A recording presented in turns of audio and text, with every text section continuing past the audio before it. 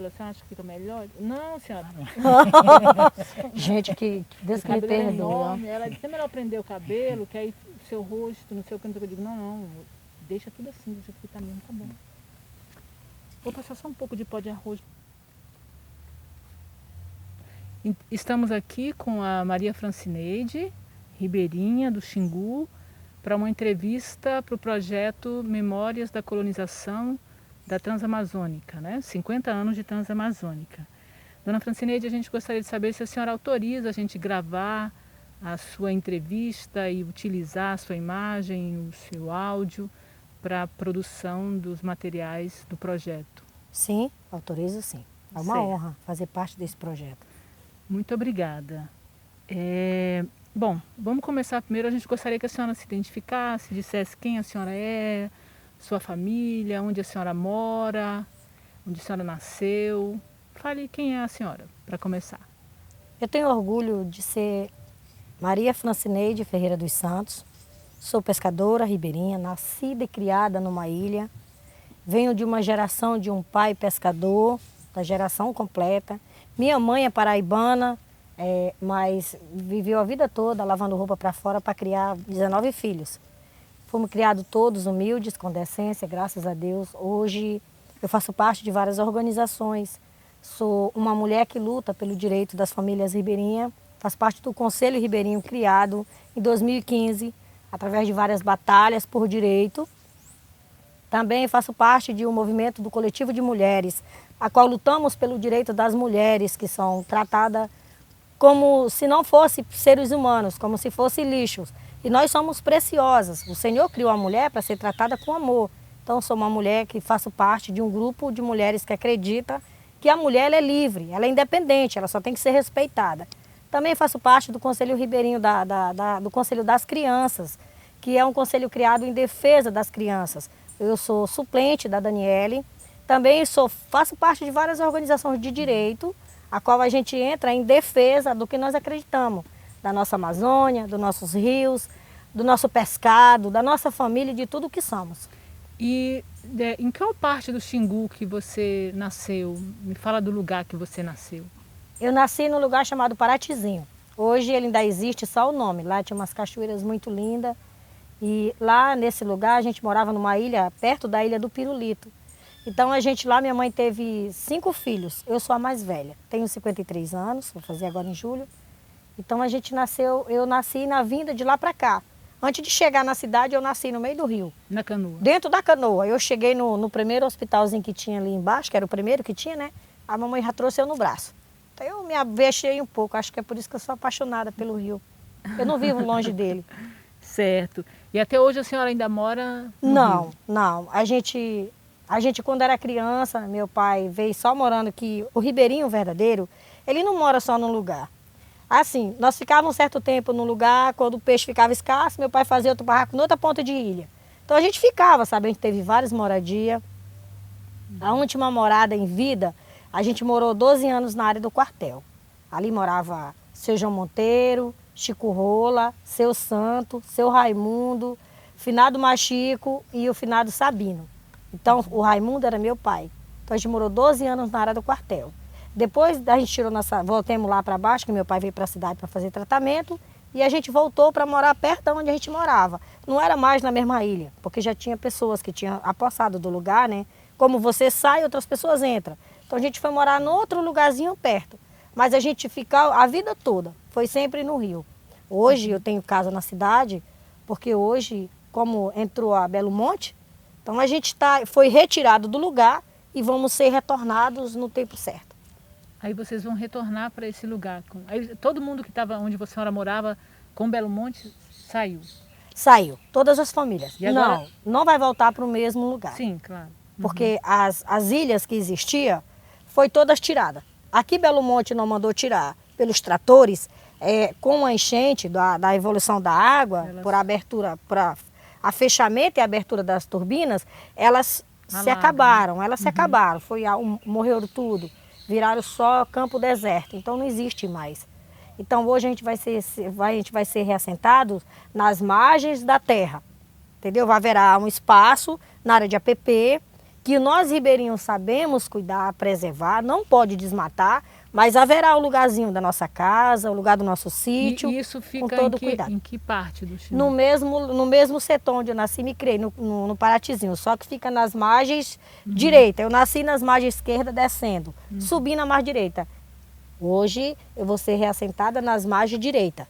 Descendo, vai ser reassentada meu irmão e eu, na nossa família. Certo.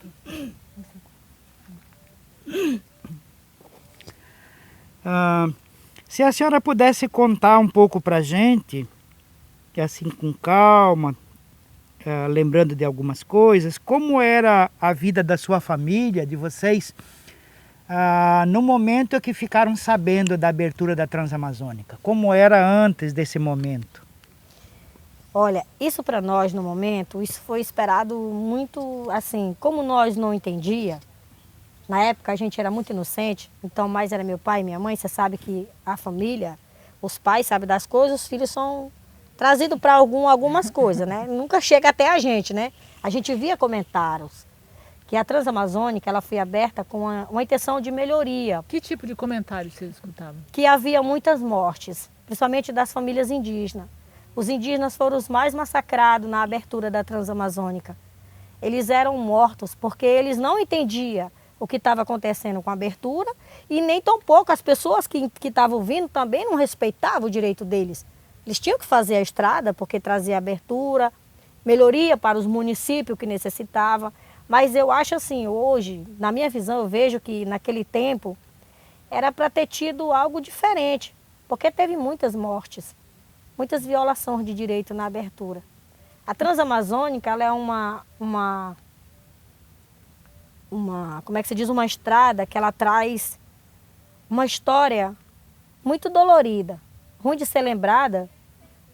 Hoje a gente passa por ela, hoje ela é um acesso maravilhoso para muitas pessoas. Eu acho que para o mundo todo a Transamazônica é um acesso. Embora que é uma estrada desprezada pelos nossos governantes, é uma estrada que já era para ter sido, uma BR que já era para ter sido tratada com mais respeito, porque ela dá acesso a todas as cidades. Mas ela... E nesse tempo que o Mário perguntou antes da rodovia, assim, como é que era? Vocês vendiam, comercializavam? Como é que viviam? Como é que era a vida Isso. aqui, né? Eu sou do tempo dos marreteiros, né? No nosso Xingu tinha os marreteiros. Hoje eu acho que para cima no alto ainda tem, mas aqui também tinha. Só que como a gente morava perto da cidade, então quase a gente não utilizava eles. Então, como meu pai pescava, nessa época tinha a dona Edna, que tinha a peixaria ali, eu acho que você chegou a conhecer. Então a gente vendia o peixe lá na peixaria, que era bem movimentada, a peixaria da dona Edna ali, perto da área do quartel ali, da caixa d'água. E a gente também usava vender, botava o peixe no pauzinho, parava ali no pôr da Funá e saía vendendo. Nesse tempo a nossa cidade era muito desenvolvida, não era que nem hoje, era muito acesso pouco. Nós parávamos no seu Mário Soares, eu não sei se você conheceu o Mário Soares, era o único que tinha sorveteria em Altamira, morreu eletrocutado. Então assim, era Era uma vida pacata. E vocês viviam da pesca praticamente. Eu te falo que era a vida mais linda, que hoje a gente não vive mais. E quando começou a Transamazônica, o que vocês perceberam de mudança na cidade? A vinda de pessoas que nós não tínhamos na nossa cidade. Vinda de pessoas de outras cidades, outros países. Eles começaram a vir para a nossa cidade. Porque a nossa cidade é uma cidade que tem umas terras muito ricas. Então aquelas pessoas vendiam seus lugares para lá e vinham para a nossa cidade. Chegava aqui... Aumentou a população? Sim. Aí vocês vendiam mais peixe? Vendia mais peixe e conhecia mais pessoas, né? Houve abertura de caixas, de banco, que a gente não entendia. Sabe, tem muitas coisas que a gente era leigo, a gente era inocente. Eu confesso para vocês que eu vim conhecer dinheiro, eu já tinha mais de 20 anos. Porque eu via meu pai pegar um dinheirão grandão, assim, 5 cruzeiros. Era um dinheirão desse tamanho, eu ficava olhando para ele, que é isso, pai? Isso é muito dinheiro, minha filha. Hoje não era para nós ter guardado se a gente entendesse, entendeu? Era algo muito lindo. E essa parte, no tempo que você, antes de começar a rodovia, assim, saúde, escola, como é que era isso? Não, a gente não estudava. Vocês não A gente estudavam? não. Nós, confesso que nós não estudávamos. E a saúde, o nosso povo vivia até mais de 100 anos, sabe? Nosso povo era um povo guardado, protegido. Não tinha esse negócio dessas doenças que tem hoje, nós não não via falar. O que nós via falar na área ribeirinha era malária, era gripe, que sempre tivemos gripe, mas não a situação quando alguém dessa. adoecia, como é que fazia? Remédio caseiro. Raramente vinha para o hospital. Aqui Tinha sim. Tinha um CESPzinho ali embaixo. Os médicos de antigamente, desculpa a verdade, eram médicos de verdade, sabe? Eu me lembro do doutor Haroldo. Ele era um médico e quando a gente chegava, sabe? Ele escutava nosso coraçãozinho com todo carinho. Perguntava se a mamãe estava cuidando bem dos nossos cabelos, se nós tínhamos piolho. Ele fazia algo maravilhoso pela gente. Ele não passava qualquer coisa para a gente, porque ele sabia que nós vivíamos dentro de uma área natural, que se ele passasse algo que não fosse natural, agredia nós. Então era algo perfeito, assim, não tinha... Ele perguntava como que nós era, como que nós estava. Ele tinha todo o cuidado de saber se a gente tinha alguma coisa diferente. Não existia tanta doença, que nem hoje não. Não tinha. As mulheres, que nem a minha mãe, teve 19 filhos. Eu me lembro que quando a minha mãe ia ter bebê, o meu pai ia buscar a parteira. Não, vivos? nós somos só 17 hoje. Aí ia buscar a parteira, não tem chegar, ficava fazendo os remédios. Aí nós ficava curiosos, aí papai dizia assim, vocês têm que ficar no terreiro, que daqui a pouco a cegonha chega. Vai trazer o neném. Nós, cadê? Ficava olhando. Vai chegar. Vai vir de canoa? Vai! Quando a mulher gritava, ei! Por onde entrou? Por cima. Ninguém viu essa danada chegando. Era muito maravilhoso, gente. Hoje nós não temos mais isso por aqui. E só mais uma pergunta aqui antes de Mário ir para fazer a próxima. E assim, essa parte do lazer, antes da Transamazônica, o que vocês tinham festas? Tinha. Lá na comunidade, aqui Sim. na cidade? Me fala um pouco disso. O que era, como é que vocês se divertiam? Algo maravilhoso que eu quero contar sobre isso. Que nem eu falei para vocês, a nossa infância, ao ser ribeirinho antes dessa abertura da Transamazônica, a gente era como um indígena. Não tinha muita diferença. Só não era indígena que nem eles, mas nós era caboclo, porque nascemos e se criamos nas áreas ribeirinhas, somos também. Conhecemos o poder do rio, o poder das plantas, os poderes da maré.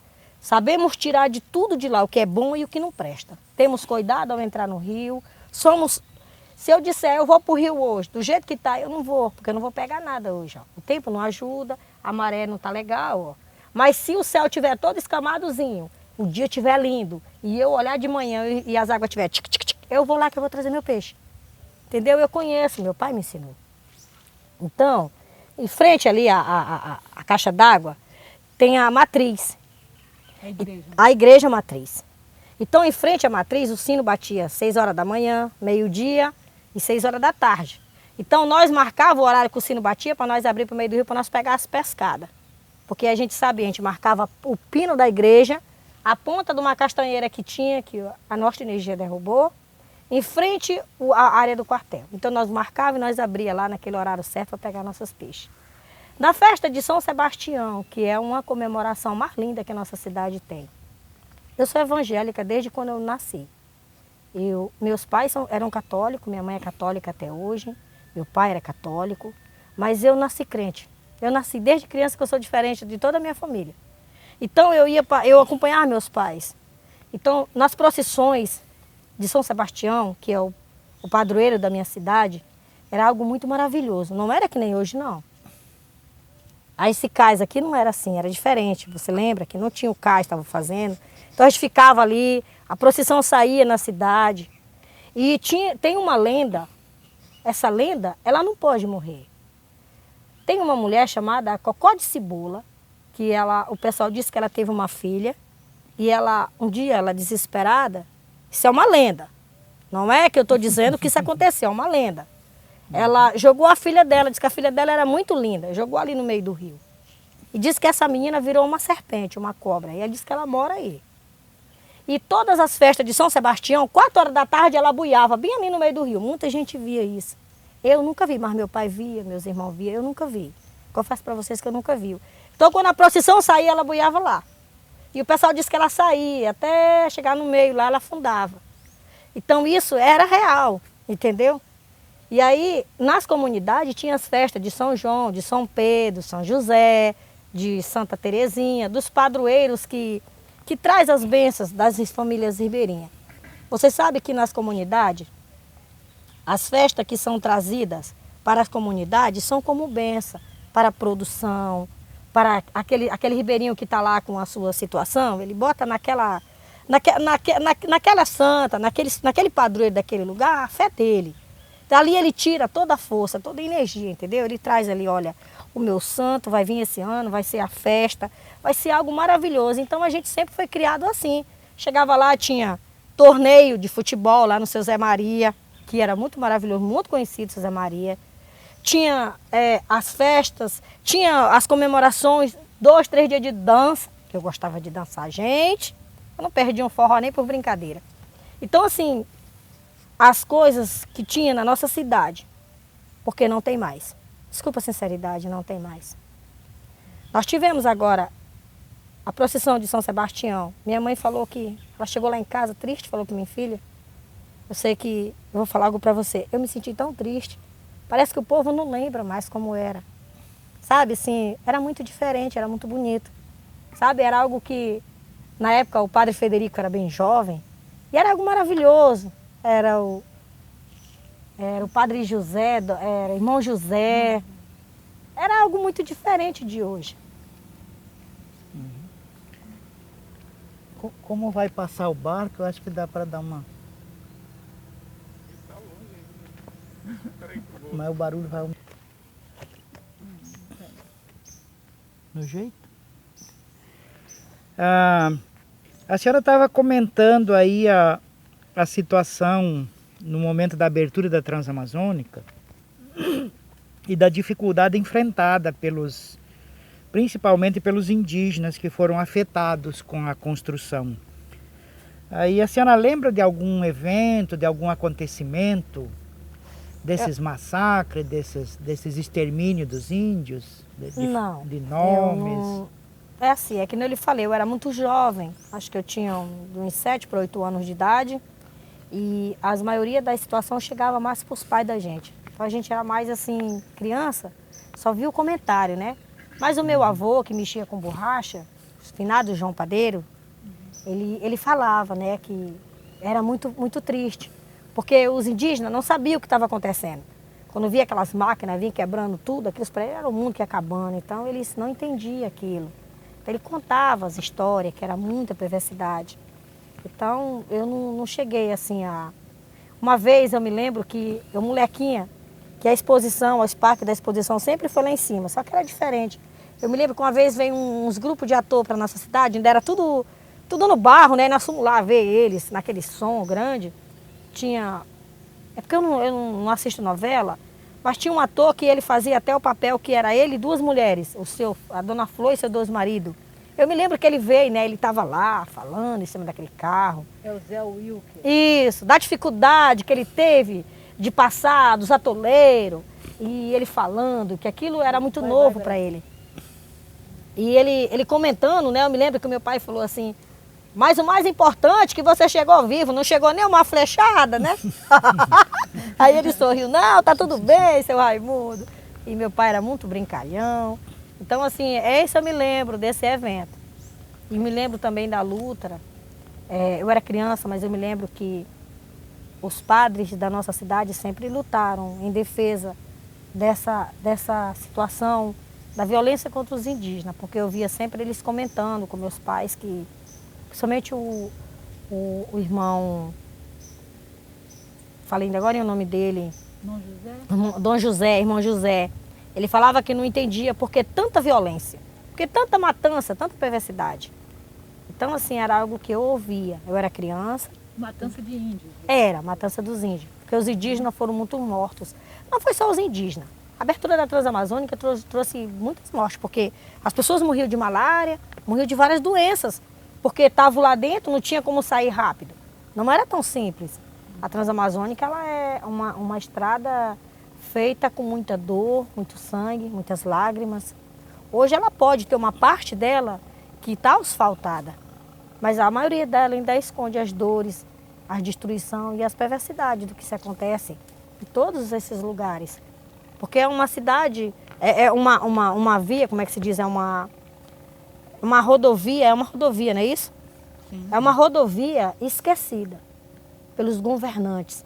Porque a Transamazônica, no hoje, pelos anos que ela foi aberta, ela era para ser toda asfaltada, toda sinalizada, toda muito bem respeitada. Porque ela serve de acesso para todas as cidades. E nossos municípios é cheio de situações lindas.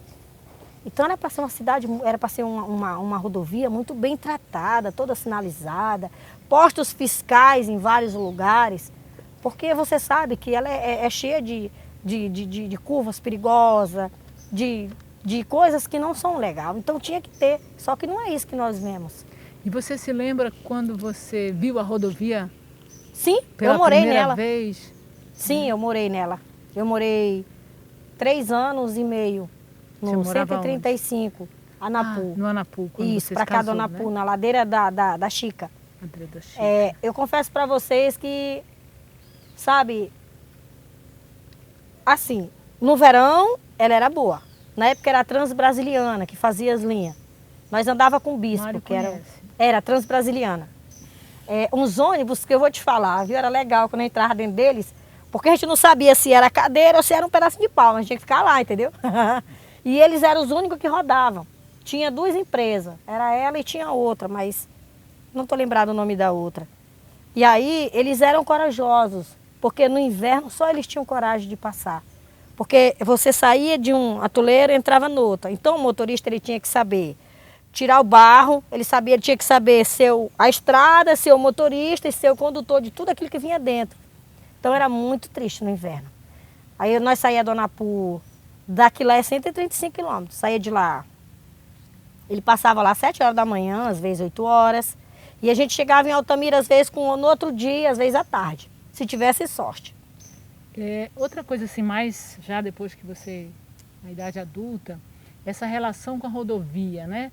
Você já me contou que morou um tempo, mas e depois, como é que continuou sendo que tipo de relação vocês tinham com a rodovia, com as pessoas que moravam na rodovia? Como é que começou porque hoje a gente tem uma interlocução, né, com o ribeirinho e o povo que mora na estrada, mas como foi isso e o que vocês passaram a ter juntos? Hoje ela é um benefício muito importante na nossa vida. A gente entende que no passado ela trouxe dor, mas hoje ela é muito importante para todas as famílias de todos os municípios, até chegar na capital. Você sabe que nossos municípios, por serem os municípios pequenos e carentes, tem muitas situações que não tem dentro dele. Tem muitas coisas que tem que ir para Belém, para Santarém, onde tem os melhores tratamentos de câncer. Nós não temos na nossa cidade, tem que ir para Belém. Então ela se tornou uma benção para todos nós, porque ela é a maneira de você chegar mais rápido nas capitais. Porque, digamos que nós estamos com um assunto de 5, 3, 4 mulheres aqui que estão com câncer, ou homens que não têm tratamento na minha cidade, tem que ser tirado para Belém. Então hoje ela é uma benção, porque você tem como você ter o acesso até a capital, entendeu? Ela serve de acesso. Eu sempre digo que ela é uma mão dupla. Ela nos trouxe, mas hoje ela é uma benção. E nessa interação com a população que veio, né? Os migrantes, vamos fazer uma paradinha? Fiquei feliz. Na hora que eu ia saindo, ela falou, continue assim, irmã. Porque a senhora é uma mulher protegida por todos. E eu fiquei assim, sabe? Meu Deus, será que eu sou dividida um pouquinho, crente, um pouquinho? Se um Deus já ajuda, 2, 3... Imagina 10. Imagina a legião de Deus. Mas eu prefiro só aquele que está sentado no trono. Certo, vamos, meu amor. Então, e quando começou a chegada desse povo, que começou essas mudanças, a Altamira cresceu e você disse que tinha muito movimento, que diferença assim, você percebia nos costumes de vocês, ribeirinho, com os costumes desse povo? Não isso quando você era criança não, mas mais tarde, porque você foi crescendo e foi acompanhando, né? Que tinha alguma diferença? Que diferença cultural você percebia entre vocês e o povo que chegou da estrada? Assim, a troca de saberes ela é muito maravilhosa, principalmente nas pessoas que vieram de fora. hoje eu trago isso para minha vida com grande alegria. A minha mãe não sabia fazer pão. E esse povo de fora, eles sabem fazer pão, o purê de batata, né? Eles sabem fazer muitas coisas, que nem o chimarrão. A maioria das pessoas que vieram para a nossa cidade eram de outros lugares que tinham outras culturas. Então eles trouxeram para nós e a gente hoje a gente sabe fazer várias coisas que eles trouxeram para nós, que a gente não conhecia. E o que vocês ensinaram? Fazer pão. Minha mãe não sabia. Eu me lembro a primeira vez que a mulher foi lá fazer pão ensinando a minha mãe, ela olhou, oxe, e é assim? Ainda nós faz assim, ensinando a minha mãe. E o que eles quiseram aprender com vocês? Sim. Não, nós quisemos aprender, sabe? Eles aprenderam alguma Sim, coisa? como mexer com peixe, que eles não sabiam. Eles pensavam que era só pegar o peixe e jogar lá. E nós tem que pegar um peixe certo para nós. Não vamos pegar qualquer peixe e botar para assar. Porque o peixe ele tem todo um preparo. Se você pegar ele lá, que ele for de muita espinha, e você trata ele, você tem que saber ticar ele. Senão você não come. Ou senão você só passa um lã e abre a barriga dele. Aí você bota o que você quer dentro da barriga dele, você fecha ele, você enrola. Você deixa ele aguentar um pouquinho, depois você bota ele lá. Então eles não sabiam, eles pensavam que era só pegar, não sabia fritar. Então tudo isso foi troca de saberes. Como a gente saber plantar, nem nós no Ribeirinho não sabia o que era plantar um cacau. Então eles vieram mexer com cacau. Então houve uma troca de saberes muito rica. Isso é muito importante, porque isso hoje, o ribeirinho aprendeu com os que chegaram de fora muitas coisas. E os que chegaram de fora aprenderam a conviver com a nossa cultura. Por isso que até hoje eles criaram gerações. Tem pessoas que vêm para a nossa cidade que cresceu, morreu, nunca foi embora. E a geração continua. Então essa troca de saberes ela é muito maravilhosa. Porque eles passaram a entender que a nossa região, ela não só é uma região de pessoas ribeirinhas. Ela traz uma cura espiritual, algo que nem você bem colocou sobre a nossa... Como que a gente era... A gente tinha algo... A gente tinha, não tem mais. Está perdido. Estamos tentando reconquistar. Que se a gente amanhecesse o dia com o corpo muito mole, a gente entrava no rio, banhava, nadava, saía de dentro do rio para trás, ficava buiado dentro do rio, olhava para o céu. Quando saía de lá, nós estávamos novinhos. Parece que aquela dor tinha ido embora. Tudo isso eles aprenderam com a gente também. Eles aprenderam que você se cura quando você está dentro da própria natureza. Então, essa troca de saber, ela foi rica para nós. E está sendo para eles também. E assim, hoje na sua avaliação, ao longo dos anos na Transamazônica, o que foi acontecendo ao longo dos anos que você acha que impactou a vida dos ribeirinhos positivamente e negativamente, assim, do ponto de vista cultural, ambiental, econômico, social, ao longo do tempo, não só lá no começo, mas até os dias atuais? Sabe, sem medo de errar, com toda a sinceridade do fundo da minha alma, a coisa que impactou não só a nossa vida, mas impactou toda a nossa comunidade, nossa cidade, nosso meio ambiente, até mesmo quem veio de fora. E tudo que nós acreditamos foi a chegada de Belo Monte. Belo Monte foi a pior desgraça que aconteceu na vida de todos os moradores da nossa cidade de Altamira. Belo Monte foi... A abertura da Transamazônica trouxe dor, mas ela se tornou... Por ser uma coisa hoje, que tudo nessa vida tem um preço, hoje ela se tornou benção. A gente entende que a Transamazônica ela é uma benção. Mas ela trouxe Belo Monte. Ela trouxe Belo Monte. Felizmente, como tudo que é dor, é tristeza, é perdas, é lágrimas, também trouxe Belo Monte. Belo Monte foi algo que desde o início foi chamado de outros nomes, antes de ser Belo Monte, era Cararaú, né? Depois virou outros nomes. Eu me lembro que eu era criança e já falava nessa monstruosa, perversa que veio para minha cidade. Eu me lembro que meu pai dizia assim, olha minha filha, se um dia isso acontecer, não será só a destruição da nossa geração, mas você está vendo as nossas cachoeiras que nós senta, escuta elas conversando com nós? Você escuta nossas pedras falando? Ninguém vai ver mais isso. Meu pai não alcançou, mas ele sabia disso. Ele dizia assim, lá, sabe o que vai ser feito de nós? Nós vamos ser, disse assim, ó, você não existe. Você não existe, você é lixo. Quem mandou você vir para cá? E eu ficava escutando a fala do meu pai, eu era menina. E levaram muitos anos para hoje, Belo Monte está aí instalada. E eu confesso para vocês que eu creio no Deus que eu sirvo, que eu tenho muita fé em Deus, que Deus ainda vai fazer justiça por tudo que fizeram na nossa cidade. Porque Belo Monte foi um câncer perverso. Ele não só matou, ele não só destruiu, ele foi algo que tirou o direito das indígenas, das famílias ribeirinhas, tirou a nossa cultura, tirou o nosso direito de vir, tirou a liberdade de nossos filhos, tirou o que nós acreditamos como ser humano, tirou tudo, tirou a nossa saúde, nossos passos firmes que nós tínhamos, mesmo com toda a situação que a gente vivia, a gente tinha alegria de viver na nossa natureza. Hoje nós vemos a nossa natureza chorando, nós vemos o nosso rio gritando, doente, paralítico, e a gente entende que as pessoas não entendem o que é destruição. Porque hoje nós tentamos refazer, mas a gente sabe que o que existiu nunca mais vai existir, professora. Nós tínhamos lugares que eu sou evangélica, tenho orgulho de ser. Eu não sou crente, eu sou evangélica. Mas eu tinha lugares que eu chegava lá e eu ficava sentada na cabeça daquelas pedras, escutando aquelas águas correr. E eu tinha certeza que ali não só estava eu. Sabe? Ali tinha coisas maravilhosas que meus olhos não podem ver. Porque o Deus do céu disse que se nossos olhos se abrissem por um segundo, nós morreríamos. Então ali tinha coisas que esse Belo Monte tirou, matou, que nunca mais será devolvido. Tinha santuários benditos. Tinha coisas lindas que ajudavam a proteger os rios.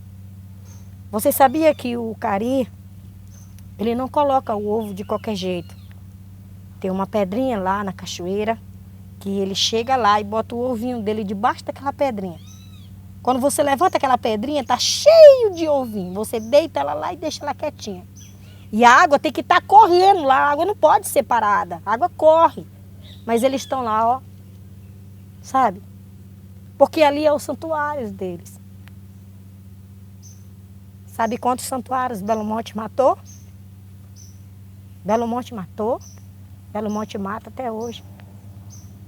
Então isso são as piores destruições que teve na minha cidade. Minha cidade era uma cidade muito violenta. Confesso que minha cidade nunca foi uma cidade fácil. Primeiro, transamazônica, as desmasculações das crianças que eram tirados seus órgãos digitais. Nós tivemos muitas crianças mortas, muitas violações que a gente não entende, muitas manifestações por direito. Mas uma das piores dores que causou na nossa vida foi Belo Monte. Porque até hoje nós temos famílias que morreram sem nenhum direito, sem nunca ter o privilégio de voltar da onde viver a vida toda. Sabe, professora, eu te digo com toda sinceridade, eu vi famílias que nasceram, fizeram suas casas nas margens do rio e que criaram todos os seus filhos. Escutaram cada filho nascer lá dentro do quartinho lá, gritando, naquela casinha de palha, humilde, e que morreram tristes por não voltar mais. Porque não puderam voltar. Foram reconhecidos por nós, mas não tiveram mais o prazer de voltar. De dizer, eu vivi a vida toda aqui, me tiraram daqui, me arrancaram. Porque dinheiro nenhum no mundo paga uma felicidade. Dinheiro nenhum, professor, recompõe o modelo de vida de um indígena e de um ribeirinho. Você pode pegar todo o tesouro e jogar nos pés do ribeirinho, mas nunca recompõe a felicidade, o prazer, a alegria de viver nas margens do rio Xingu. Porque ele nasceu ali. Ali ele tira o alimento, ali ele tira a energia, ali ele tira a cura, ali ele conhece tudo. Até se vier um animal de um outro lá para lá, ele sabe, porque ele vê a água balançando diferente e ele sabe se é uma cobra, se é um animal, se é um cachorro do vizinho, ele conhece tudo. É a vida dele. Então, quando você tira o direito de uma vida, você tira toda uma história. Você destrói aquela casa, aquela família. E Belo Monte não destruiu uma família. Belo Monte destruiu minha cidade. Minha cultura, meu lazer, tudo. Bem aqui mesmo, aqui. Acho que é na ponta daqui. A gente ia bem ali, ó. É o melhor ponto de filhote e de pirarara. Você pode abrir aí umas 20 braças e pode soltar o espinhel descendo. É o melhor ponto. Na ponta da ilha lá? Não, pra cá, no meio aqui, ó. Tem um lugar, não pode ser muito pra lá, porque a parte de lá é tipo uma areia preta, um negócio de um lodo preto, aquela parte de lá pra lá. É como se fosse um baú. É como se fosse assim, acho que por causa da margem da ilha, ela tem um pó. Então esse pó é muito profundo nela. Não é legal. Mas de lá pra cá é tipo assim, ela é com pedra e areia. Então ela era pra cá, meu pai media daqui 20 braços e nós colocava. O maior filhote que foi pegado aí foi meu pai que pegou, pesou 120 quilos. Eita, minha. Imagina foi se não vendido fosse pro Coronel filhote, Paulo Isaías. Imagina se não fosse mais filhote, né? Foi vendido na época quem comprou foi o Coronel Paulo Isaías, dos 51 bis. Do quartel. Do quartel. Foi ele que comprou, o maior filhote. Foram 3 homens para puxar de lá. Isso foi em 80 e alguma 80, coisa. 84 para 86, por aí assim. Foi ele que comprou, do meu pai. Eu me lembro que quando falaram que tinha um peixe muito grande. Que ali no Belo Monte eu vi uns filhotes bonitos amarrados lá, assim, pela guerra. É. Aqui foi esse que meu pai pegou. Menino, para tirar da água dá um trabalho, hein? Dá. Se não for Foram bom, 3 homens. Se não for tiveram que amarrar a corda nele, apoiar ele. E 3 homens segurando. Amarraram o rabo, o outro no meio e o outro na cabeça. Até chegar na beira. Quando chegaram na beira foi muito lindo, assim, o coronel chegando. É meu, Raimundo, é meu. Eita, Jesus. Tem uma garrafinha que eu não mexi. Lembrar do que acontece hoje com nós, se a gente pudesse, a gente virava uma águia do tamanho dessa cidade, arrancava tudo e botava tudo do mesmo jeito. Mas a gente não pode, né? Mas eu confesso para vocês que eu tenho orgulho. Eu tenho orgulho de nunca deixar isso morrer. Esses dias me convidaram para Santarém, lá está acontecendo um negócio lá, me convidaram e falaram, a senhora não tem medo de falar que a senhora vai incentivar as mulheres daqui, se levantar contra, eu digo, eu não tenho não, pode me levar lá no meio de todo mundo. Eu não tenho medo. Tem a perspectiva das barragens. Sim, eu falei, quem vocês pensam que são para chegar aqui e enganar o povo? Eles estão acabando antes, né? Vocês têm que, aí eu falei para as mulheres, vocês têm que se levantarem, porque vocês são mãe. Os maridos, a maioria deles vão se vender, que é, desculpa a sinceridade, sabe? Eu não sou lésbica não, sabe? Mas eu tiro o chapéu para nós mulheres. Porque os nossos homens da nossa cidade, a maioria se vendeu. Não é verdade, professor? Se deixaram, não, eu tenho comércio, eu quero dinheiro, eu tenho um hotel grande, eu quero... E as mulheres, gente, nossa família. Então, nossas mulheres aqui, professor, sabe, ó... Desculpa, eu noivei com um negãozão bonito, mas não pode falar não. Mas eu falei para ele, amigo, eu sou uma militante. Se você se meter, eu te desço o facão. Ele disse... Ele veio noivar lá em casa, professor. Depois... Pisa fora da canoa para ver. Pisa fora da canoa. Ele falou, ô meu Jesus, eu já namoro há 6 meses com essa mulher, mas toda vez que eu venho aqui eu me assusto. Eu falei, não, você vai se assustar quando você casar. Ninguém nunca mostra quem é antes do casamento. Quando você conhecer a propriedade, você vai dizer, eu posso voltar atrás? Não tem mais jeito não. Já era. O meu do meu cinturão tem que provar do meu facão, né, professora? Ai, Jesus. Exatamente. Conhecer o facão. Eu queria, como a senhora estava falando agora, um pouco desse evento, né, da construção da barragem, de como isso impactou na vida dos ribeirinhos. Aí eu queria ver com a senhora isso de pensar o daqui para frente. E como a senhora visualiza isso na relação com o pessoal que veio da estrada, com as organizações sociais, movimentos sociais, a possibilidade um pouco de superar essa tragédia. né? Tomando o Belo Monte como uma tragédia para os indígenas, para os ribeirinhos, para as populações locais. A senhora visualiza alguma possibilidade de superar isso a curto, médio prazo? Olha, a superação de curto prazo eu acho muito difícil. A gente tem que ser bem realista na situação da gente. Sobre a situação da melhoria, depois de todo esse processo violento de ter tirado as famílias, e muito delas nem reconhecida foi, a gente teve muitas batalhas, a gente teve muitas rodas de conversa. A universidade é uma dos nossos palcos que teve como grande ajuda. Nós tivemos a professora Sônia, com toda a equipe da universidade, nós tivemos os movimentos sociais, nós tivemos o MPF, DPE, o IBAMA. Eu confesso que o IBAMA foi um pouco ausente, porque vocês sabem que a canetada para Belo Monte foi o IBAMA que deu. Então não adianta querer dizer que o IBAMA ele não tem culpa da desgraça que aconteceu aqui, porque foi eles que assinaram.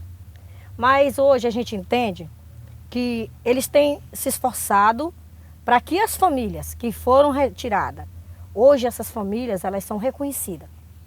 Depois de muitas batalhas, de mostrar o que estava acontecendo, foi se criado um Conselho Ribeirinho, a qual eu faço parte desse Conselho Ribeirinho com muito orgulho.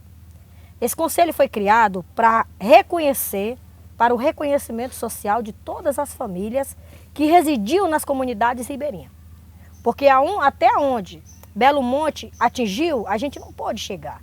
Porque Belo Monte não atingiu só o lago, Belo Monte atingiu para baixo e para cima. Então, mas houve um reconhecimento de um certo lugar, do Costa Júnior, aonde chegou mais acima um pouco, até a transposição, que é onde foi feito a barragem do rio. Então foi se criado um conselho. Desse conselho foi criado as pessoas que iam representar essas comunidades. De cada comunidade foi tirado 2 conselheiros. Eu represento o Paratizinho, eu e Dona Rita Cavalcante. Então foram se feitas várias rodas de conversa. Foram mostrado como foi tratado com as famílias. Porque chegava na sua casa e dizia: sua casa vale 10 mil, 20 mil, 30 mil, meio milhão, 2 milhões, que tinha pessoas que tinham, né? Mas teve situações de chegar, você vai sair porque a sua casa é um barraco de palha e você não tem direito, quem mandou você fazer aqui? E aquela pessoa nasceu, se criou aquela cultura dela, ela viveu a vida toda ali. E aquilo não foi respeitado. Na época a gente não tinha certos órgãos de direito na nossa cidade, foi uma batalha para trazer a SPU, né? DPU, que hoje a gente entende que tem muitas coisas que andou e outras estão paradas até hoje, mas a gente cobra. Então, essa situação dessas famílias, elas foram reconhecidas. A gente foi feito um trabalho muito bonito, um trabalho que nunca se deixou abater. Que todas essas famílias que foram tiradas, elas tinham que ser devolvidas aos seus lugares de origem. Elas tinham que ser trazidas para elas a vida que elas viviam. A gente entende que aquele lazer, aquele lugar lindo, a gente não vai ter. Mas a gente vai viver aquela cultura que o povo trouxe de fora, que a gente não conhecia. A gente é ribeirinho, pescador, a gente vai ter que aprender a trabalhar com coisa que nós não sabíamos. Por isso a troca de saberes que veio é importante. Porque a gente vai ter que mexer com a nossa terra. A gente não sabe plantar um cacau, mas quem veio de lá de fora sabe, vai poder ajudar. Então a gente não sabe mexer com muitas coisas, a gente vai ter que aprender. Então essa família vai ser retornada para as margens das terras, na beira do rio, área de APP. Essa área de APP ela é preservada, ela não pode ser tocada, porque ela é a subsistência da natureza. Quando você mexe na área de APP, quando você expande ela, você está afetando toda a área do rio, toda a margem do rio. Você não pode. Ali tem muitas coisas que você não pode tocar. Basta a destruição que já foi feita. Você anda nas margens, a maioria da margem está morta. Então aquela morta que morreu, depois que a barragem ficar alicerçada, a gente vai replantar ela. A minha geração vai cuidar dela. A geração dos que vão para lá vai cuidar. E para isso nós necessitamos dos movimentos sociais. Para isso nós necessitamos da universidade.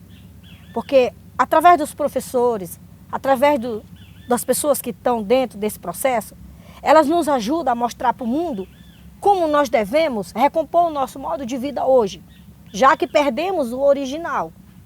Não temos mais como tirar do nosso rio pescado. Peixe não existe mais. O peixe que tem, todos sabem que o peixe que tem não está bom.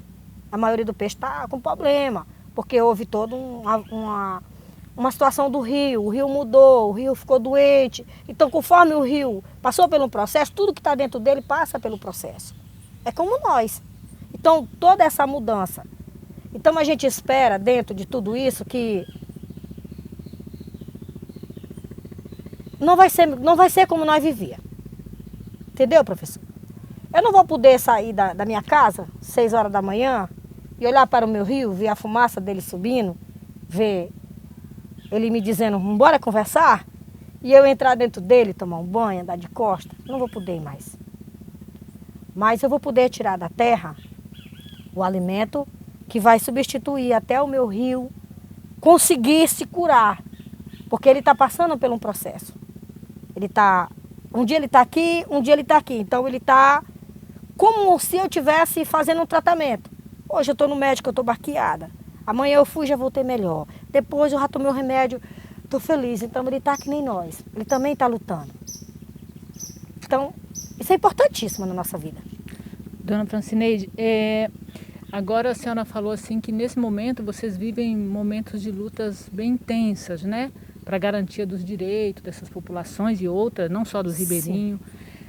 Eu gostaria que a senhora comentasse também quando foi que vocês começaram, vocês ribeirinhos, a ter essa luta junto com o povo da estrada.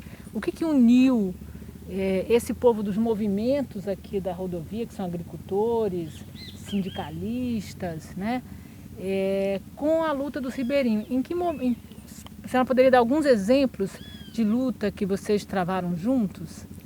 Olha, com toda sinceridade, a gente não está tendo uma boa fala com esse povo, com os sindicatos, com os, como é que se chama, os fazendeiros, esses agricultores. A gente não está tendo um bom diálogo. Por que nós não estamos tendo? Não é culpa nossa, porque o ribeirinho tem um modelo de vida e eles têm outro. Então hoje, para o ribeirinho poder retornar, a Norte Energia tem que comprar a terra dessas pessoas, desses fazendeiros que vieram de gerações e gerações, eles estão lá. Então eles entendem isso como uma violência. E nós entendemos que é um direito nosso de retornar para lá. Então nós não estamos tendo uma boa... Como é que se chama? Por isso. Porque eles não estão entendendo o processo e nem nós tampouco temos como explicar para eles que quando tira o direito deles para colocar o nosso, está violentando eles. Mas quando nos deixa jogado, sem direito nenhum, está agredindo nós. Então isso não está sendo uma coisa amigável. Por enquanto, a gente ainda não se encontramos, assim, para ter essa fala. Nós tivemos a oportunidade de ter em roda de conversa a presença de alguns que não foi muito boa. Porque eles estão sendo tratados no momento, assim, da visão deles, como nós fomos no começo do processo. Então isso traz uma situação muito difícil. Não está sendo fácil, porque a gente entende que eles são pessoas que vieram de fora para a nossa cidade, mas eles têm histórias, eles têm gerações, eles têm família. Eles lutaram para ter aquilo, aquilo é deles. Ninguém pode chegar lá e dizer, você vai sair daí, eu vou comprar a tua propriedade porque eu vou assentar as famílias aqui. Não pode. Tem que ter um respeito com eles também, entendeu? Eles aprenderam, que nem nós, a viver num lugar onde eles construíram toda a confiança deles, talvez toda a vida deles. Se nós se sentimos violados, eles também estão sentindo. Aqui ao longo da rodovia, né, a gente entrevista outras pessoas que não são ribeirinhas e eles falam de momentos de lutas importantes. Por exemplo, a luta pelo asfaltamento, para ter energia elétrica, luta contra a violência no campo, né? Luta contra os crimes cometidos, né? Contra pessoas que você conheceu, como Dorothy, outras mais. Sim. Essas lutas, vocês têm participado em algum momento dessas lutas regionalizadas, Sim, coletivas? a gente tem. E é uma luta muito difícil, porque como nós, ribeirinho, somos conhecedores de muitas coisas, mas tem muitas coisas que nós não interferimos, porque já faz parte de outra situação. Nós não se interferimos na situação de briga por terra, porque é uma luta muito grande na nossa cidade, no nosso município. na nossa Transamazônica, é uma luta que a gente tem que ter um cuidado ao falar sobre isso. Eu mesmo não vou falar porque é uma situação muito constrangedora e pode trazer situações muito graves. Então, tem umas pessoas que eles entendem dessa luta, eles vivem dentro dela. Nós temos vários companheiros aí que entendem sobre isso, né? Então, isso nós participamos e a gente entende que não só a nossa luta pelo direito do nosso retorno, mas também pelo direito de uma vida melhor, como também eles também batalham por um pedacinho de terra, por uma vida, por uma história. E a gente entende que tudo isso é uma luta, tudo isso é uma guerra. Certo. E considerando aí a convivência, todas as lutas que vocês travaram, que os não ribeirinhos também travaram, o que você aponta como resultado, como desafio, né? Conquista, né? O que é resultado, né? E conquista é muito parecido, mas que desafios, que conquistas você imagina que ficam para gerações ribeirinhas, por exemplo? O que o povo que vai suceder ou que é jovem hoje vai enfrentar aí na luta ribeirinha? Confesso para você que eu nunca tinha pisado numa sala de aula. Eu sou ribeirinha, casei cedo e meu marido dizia que mulher não estudava porque mulher que estudava era sem vergonha. Então eu criei família e não estudei. Então eu vim estudar, eu já tinha 44 anos. Já era uma senhora quando meu marido resolveu me abandonar porque eu estava com câncer. E eu fui estudar, tive apoio, graças a Deus. Minha primeira professora foi a professora Helena. Eu estudei no Rui Barbosa, estudei o ABC. Tenho orgulho da minha professora. E depois tive que parar porque o processo do câncer era muito grave. Eu tive que parar e depois eu fui para o SESI, estudar no SESI. E eu confesso que os professores do SESI foram pai e mãe para mim, porque tinha vezes que eu saía do hospital, a senhora sabe que quando a gente toma aquele remédio, né, a gente vomita muito, passa mal, cabelo caindo. E os professores tinham o maior carinho do mundo comigo. Tinha hora que eles assinavam as coisas para mim e eu ficava sentadinha, muitas vezes não dava conta de levantar e eu tive muito apoio. Então, assim, dentro desse processo que eu aprendi que se você não lutar pela tua casa e se você não lutar pelo que tu é, pelo que tu nasceu, tu nunca vai mostrar para a tua geração que você pode defender o que você acredita. Você nasceu por um objetivo. Você não veio para essa terra, cresceu, nasceu em vão. Você tem uma luta dentro da sua história. E você precisa descobrir qual é a tua história. Quando eu descobri que eu nasci para lutar pelo meu rio, pelas vidas que tem dentro dele, pela minha geração e por todas as pessoas que não têm coragem de falar, eu achei dentro de mim um leão que nem eu mesmo conhecia. Então o que eu vejo que eu vou deixar para a minha geração, um poder de decisão, que ninguém vai tirar de mim, nunca. Eu decido como eu quero que minha casa cresça, como eu quero que meu rio fique bom, e como eu quero que a geração que vai morar lá aprenda a defender o seu território. Não é qualquer um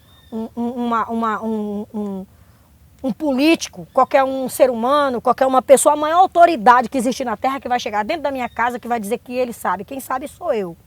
A autoridade do meu território, da minha casa, é eu quem mando. Eu quem vou dizer como eu quero. Então isso me trouxe uma força dentro de mim que eu passo isso para todas essas mulheres ribeirinhas. No mundo todo onde eu já fui. Eu digo para elas, nós não somos só uma mulheres, nós somos deusas. Nós somos mulheres que nenhum homem no mundo nasceu que nem nós. Deus fez o homem em primeira instância, mas tirou dele 2 costelas e botou com carne lá, porque nem o osso entra lá mais nada. Então nós somos poderosas.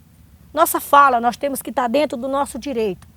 Nós temos que saber o que é que meu filho vai trazer para o filho dele. Não é ele que vai chegar lá de fora, vai dizer, eu vou fazer isso. Opa, para aí, dá um tempinho. Como que vai chegar até a minha comunidade? Se na minha comunidade tivesse pessoas que têm hoje capacitada para defender, dar o sangue, a vida por o que nós somos, Belo Monte não tinha sido construída. Porque se tivesse mulheres, que nem hoje tem, não tinha sido construída. Eu te digo com sinceridade, professora, que eu tinha subido na maior torre do mundo, arrancado a roupa, que nem um homem ainda não viu pelada, e eu tinha ficado nu e o mundo todo tinha me visto. E eu tinha dito, não constrói Belo Monte, porque aqui é a morada da minha família, é a morada do povo que acredita. Você não vai matar o meu rio.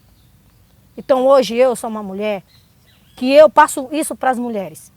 Então, o que as gerações... A luta é uma coisa que todas as gerações têm que seguir. Tem que seguir. Mesmo com toda a conquista que vocês tiveram. Não importa a dor. Não importa a dor. A dor vem para nos crescer. Você sabe como eu entendo a dor? Eu vou te contar um testemunho, que fique gravado hoje. Sabe? Eu me casei jovem, construí famílias, fui sempre uma mulher inocente. E eu fiquei só há 7 anos, vai fazer 8 anos que eu estou só. Eu nunca deixei um homem me tocar, acredita? Sério. Não tenho vergonha de falar. Sou uma mulher limpa. Meu marido me abandonou porque eu não prestava, mas outro macho não toca em mim, a não ser meu marido. E isso pode ficar gravado. E eu conheci um moço, pretinho, Manuel, fala diferente, muito bonito. Um lábio bem gostoso, não tem? Dá vontade de pegar e dar um beijo nele. E comecei a me conversar através da igreja, os pastores, e eu olhava assim o jeitinho dele, orava por mim, levantava a mãozinha, chega a tremer, eu digo, Jesus, é tu que vai me pagar o atrasado. Demoramos 6 meses orando, fizemos 3 campanhas de oração, a última foi a de Dom Eves. Passei 21 dias, da meia-noite a 1h da manhã orando pela vida de Dom Eves. Porque eu conheço muitos defensores, mas ele defende uma classe que é muito massacrada no mundo todo, não é só na minha cidade. Os indígenas sempre foram massacrados. Sempre não foi respeitado. E os indígenas são os verdadeiros cristãos da terra, sabia? Eles conhecem a terra mais do que nós. Então eu resolvi dar uma carta de crédito a um homem. Sabe? Eu resolvi dar um voto de confiança a um homem. Então, depois de várias experiências, de dores, como a mulher que sou, que me tornei, não que quisesse, descobri a mulher que eu sou, já andei em muitos lugares no mundo, eu dei um voto de confiança. E ontem foi meu noivado. E foi algo muito especial, porque eu só casei uma vez, né? Então, em ver um homem chegar, me pedir diante de uma igreja, diante de toda a minha casa, casamento, botar uma aliança no meu dedo, que esse dedo aqui não é todo macho que pega nessa mãozinha, não. Botar uma aliancinha simples aqui, orar e dizer, você é a esposa que eu orei a Deus? E eu falei, você é o homem que vai se ferrar na minha mão? Isso foi maravilhoso. Essa foi a troca de votos. E o pastor olhou para mim e falou assim, Neide, essa dona está lá na luta. Eu falei, quem disse que agora que vai começar? Está saindo a luta lá, mas essa luta vem dentro de mim. Porque é 7 anos orando pelo esposo. Não é fácil chegar na minha casa e chegar, abrir minha porta, entrar, ver minha filha e não ter um esposo para me receber. Muitas vezes a gente, mulher, tem necessidade, sabe? E muitas vezes eu tenho que passar a noite todinha orando, porque não tem um homem ali para me subir em cima dele, macho que ele todinho arrastar nas paredes, jogar ele para colar. Nós ribeirinhas somos bem abençoadas, sabe? Gostamos que o nosso marido seja ativo, senão ele se lasca. A gente gosta de uma pimentinha. Então assim, eu confesso que eu não falei isso a ninguém, nem a dona Tonhanela. Estou contando isso para a senhora hoje, depois eu vou lhe mostrar as fotos, foi lindo os vídeos, eu vou te passar. Mostra a foto do negão. Eu vou lhe passar tudo os vídeos. E eu quero dizer para vocês que eu não sei quando eu vou me casar. Porque ele é fraco de condição que nem eu e eu também, eu não tenho nenhuma renda, então a gente vai juntar para comprar uma roupa. Eu vou me casar decente, e ele também, ele falou, vou comprar um terno, eu falei, eu vou ganhar um vestido. E nós vamos casar para a honra e glória de Cristo. E eu olhei para ele assim depois, eu falei, mamãe, você se importa, fique de costa. Ele ficou, fique de frente. Porque eu fui casada com um branquelão lindo, dos olhos verdes, 1,72 m de altura, a vida toda. Falei, agora eu vou comer uma coisinha preta para mim saber como que é o gosto. Tá certo. Então isso vai ficar gravado para a senhora, professora? Se a senhora tá quiser bom. deixar tudo bem, quiser depois pode cortar. Não vou. Francineide, que fique gravado aqui também, que se a senhora quiser alguém para fotografar a sua festa, eu lhe dou uma de graça. Viu só? Sua festa de casa, quando a senhora Esse for eu casar. aceito, de coração. Tá certo. Francineide, a última pergunta, né, Mário, pra gente encerrar. Que a Mas gente... eu quero responder uma pergunta que ficou para trás. Sim, pode falar, à vontade. Você perguntou para nós, para mim, como que eu me sentia vendo esse processo da situação das famílias que vão voltar. Uhum. Como que a expectativa deles? Como que eles estão sentindo isso na pele? Como eles estão se preparando para esse retorno? Se vai ser melhor, se é em longo prazo, se é em pouco prazo? Eu queria dizer para vocês que não é em pouco prazo. Nós já estamos 5 anos nessa luta do retorno, dessa terra prometida. E hoje nós se deparamos com uma situação muito grave. Nem todos que queriam querem mais. Hoje nós temos famílias que não querem mais retornar ao território. Desacreditaram do processo, desacreditaram da justiça, desacreditaram de nós mesmos, desacreditaram do rio que não oferece mais os lazeres, desacreditaram da terra que não tem como, eles acham que a terra não é mais o que era. Então não está sendo fácil. Essa pergunta passou, eu comecei a falar e não respondi, ela gostaria.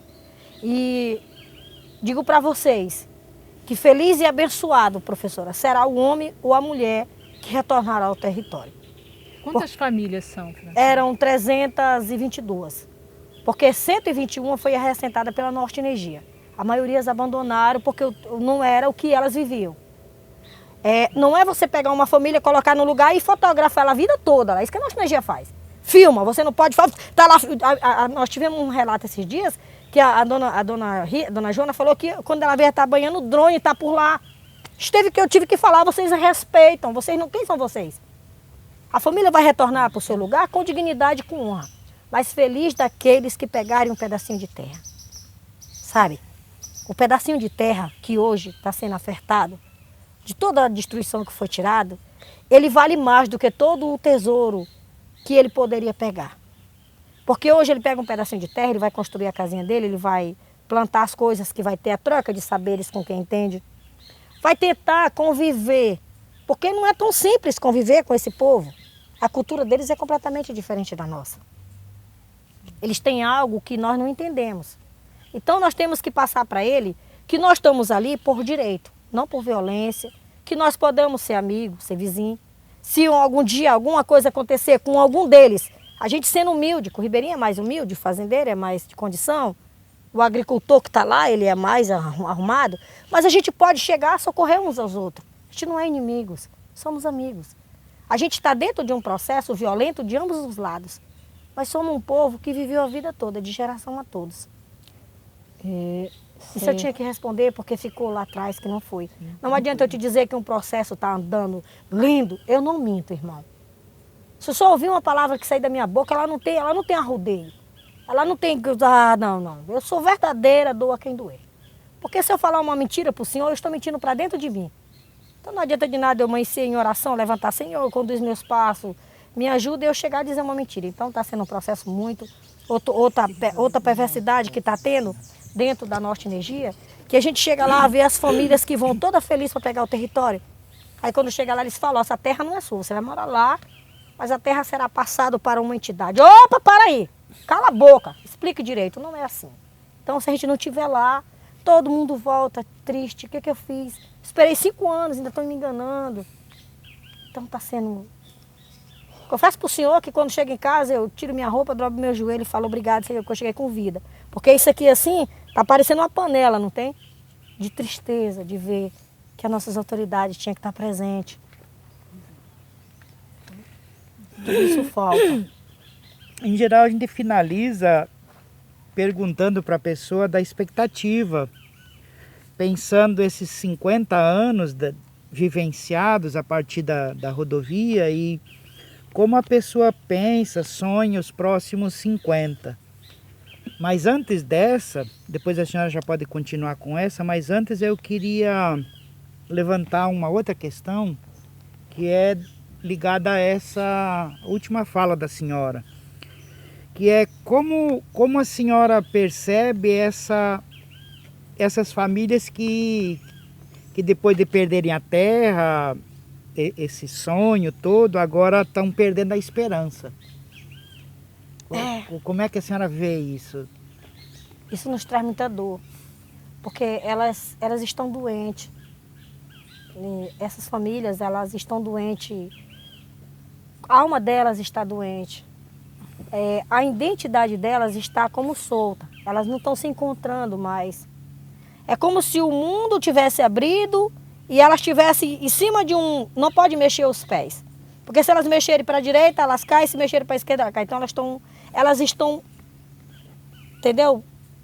Estão em pé, mas não têm mais certeza do amanhã. Elas estão sem esperança por isso. Porque ela é oferecida uma terra mas uma terra onde elas são colocadas que elas vão viver lá como se elas fossem funcionárias. E não é verdade. Elas são donas. Elas foram e são donas, elas são proprietárias do pedacinho de terra delas. Só que da maneira criminosa que é colocada é assim, então isso machuca. Então elas recuam mais do que elas já estão. Esse é o motivo principal, esses que não querem voltar, a principal alegação é essa, que eles vão acabar numa terra que é da Norte Energia, que nunca vai ser deles? Sim, todos eles falam. Aí preferem morar aqui na cidade? Não, eles querem outro tipo de tratamento. Eles querem uma carta de crédito de 130 mil ou eles querem uma casa urbana. Aí a gente fala, a mesma fala que a gente falou desde o começo desse processo. Nós não somos contra que a Norte Energia continue fazendo vítima. Nós não somos contra. Até mesmo porque eu não posso chegar para você e dizer, você vai pegar essa terra, você vai pegar aquela carta, você vai pegar aquela casa. Não. Quem tem que saber o que você quer é você. Mas você tem que ver o que vai servir para você recuperar o seu modo de vida. Porque se você pega uma carta de 130 mil e você não compra uma terrinha boa, você vai gastar ela em coisas que você não sabe fazer. Digamos que você vai comprar um carro, você não sabe dirigir, vai fazer uma autoescola, até você aprender, você já bateu o seu carro. O carro é como uma vida, ele tem gasto, você tem que ter despesa com ele. Se você compra uma casa na cidade, aonde essa casa é localizada? Tem espaço para você fazer uma horta? Tem espaço para você tirar de lá o modelo de vida que você vivia? Não tem. Como que você vai viver lá? Você vai comprar casa, vai dentro dela, todo mês o talão de energia vem, o talão de água, o EPTU vem. Como que você vai fazer? Para onde você vai viver? Então isso é uma luta que não é tão simples, mostrar isso para eles. Eles falam, eu não vou para lá, eu quero outro tratamento. Esse processo foi tirado desde o início, debaixo de luta, de oração, para que as pessoas tivessem um pedacinho de terra para recompor o modo de vida, já que não tinha mais asilha. Então, em nenhum momento, nós do Conselho fizemos um documento que abriria brecha para indenizações. Então, o IBAMA nunca assinou a indenização. Esse processo é o território, o modelo de vida. O território é a sua área na área de APP, a sua terra lá no fundo, onde vai comprar, a terra do fundo é documentada. Você vai fazer lá, você vai plantar o seu cacau, você vai plantar outra coisa que você não, que vai pegar dos saberes das outras pessoas, vai plantar lá naquela terra. Na área de APP é a sua casa, com o seu sítiozinho pequeno, que sempre existiu isso na área ribeirinha. Você vai ter ali o seu modelo de vida. A Norte Energia vai dar o dinheiro para fazer a casa, vai fazer a mudança da família, vai dar todo o apoio moral para a terra do fundo ser liberada para fazer a roça. Fez a roça, plantou, a Norte Energia colheu a ajuda que dá de custo de R$900 mensais. Eles não têm mais essa obrigação, mas até lá eles têm essa obrigação. Então a família que abre mão da sua terra, ela abre mão do seu sonho por uma coisa que não tem alicerce. Porque ele vai ficar vulnerável, que nem sempre ficou dentro desse processo. Todas as famílias que foram violentadas por Belo Monte, elas ficaram fora de seus direitos. Hoje elas têm, mas elas não sabem o que querem, elas estão perdidas. Elas estão tão perdidas que elas não sabem. Para elas uma casa, uma terra, tanto faz. Agora, uma coisa sem direito para elas não vale. Que nem a terra que a Norte Energia fala, que é uma terra voluntária. Não existe isso. Não foi esse o território que nós cobremos. Não foi isso que o IBAMA assinou. O IBAMA assinou um modelo de vida com dignidade para todas as famílias que foram reconhecidas. Dona Francineide, a gente está encerrando, aí uma última pergunta. É assim, a Transamazônica vai fazer 50 anos, né, de construída já. E aí a senhora falou desde o início da nossa conversa que a Transamazônica, essa mesma rodovia que trouxe, que na sua abertura matou o indígena, que trouxe Belo Monte, né, com uma tragédia, não só para o povo ribeirinho, também é uma rodovia que ajuda a ligar a cidade e levar as pessoas para serem cuidadas também, né? Eu queria que a senhora falasse em poucos minutos quais são suas expectativas assim, para os próximos 50 anos, né? Desses próximos 50 anos, o que você esperaria que acontecesse nos próximos 50 anos da Transamazônica? O que você desejaria, o que você acha que vai acontecer? Eu confesso que eu poderia dizer que era muita coisa boa, mas como nós temos aí a mineradora Belo San, então eu não posso dizer que eu vou esperar muita coisa boa. Eu sei que por ela ainda vai passar muitas coisas ruins, mas eu espero que, como hoje, a nossa cidade e muitas cidades estão sendo ensinadas a saber defender-se e aprender a lutar pelo que acredita, eu tenho certeza que 50, mais 50, mais 500, mais milhões de anos virão. Eu creio que haverá muitas batalhas, mas eu creio que muitas vitórias também passarão por ela. Eu creio que não existe guerra sem vitória e não existe luta sem esperança. Então eu sei que tudo que passar por ela, que trazerá tristeza, mas também muitas coisas vai trazer alegria. E não é uma mineradora, não é um Belo Monte, não é milhões e milhões de perversidades que virão que vão tirar o nome de Transamazônica, sempre existirá. Mas um grande apelo que eu faço dentro dessa matéria é que os governantes olhem para a nossa Transamazônica, olhem para o que ela representa hoje, o que ela é hoje. Hoje ela é como o nosso rio, ela representa retiração de bens, de vida, ela representa, daqui se tira muito alimento para fora, como também vem de fora para cá. Então que ela seja olhada com mais respeito, que os governadores não sentem nas cadeiras e digam que está cuidando, sendo que nunca vieram aqui. Então os que vierem, façam alguma coisa, porque ela precisa ser, hoje ela já é reconhecida no mundo todo, tanto que ela possa ser vista, porque ela foi reconhecida, mas ainda não foi enxergada. Tá Esse certo. é o meu pedido que eu faço. Dona Francineide, muitíssimo obrigada. A gente vai encerrar por aqui. Obrigada por sua disposição. Eu que agradeço de todo o meu coração. Pronto, meu bem.